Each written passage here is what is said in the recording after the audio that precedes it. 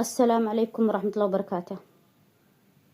أعزي نفسي وأعزي الشعب اليمني أجمع، شماله وجنوبه، شرقه وغربه، فيما حصل من الضربات الغادرة والجبانة من قبل ميليشيات الحوثي الذي راحوا عشرات الشهداء خلفة هذه الضربة وعشرات الجرحى، فالرحمة للشهداء والشفاء العاجل للجرحى، ولا نامت أعين الجبناء.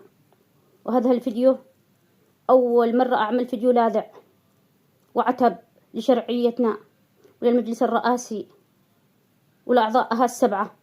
لمتى هذا الصمت؟ ولمتى هذا التماهي والتخاذل؟